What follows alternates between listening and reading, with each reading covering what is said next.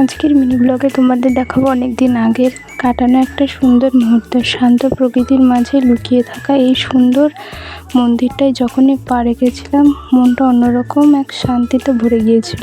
বিশেষ করে ভেতরে এই দৃশ্যটা তো জাস্ট মন কেড়ে নেওয়ার মতো। পুরো ব্লগটা কেমন লাগলো অবশ্যই কমেন্ট করে জানাবেন।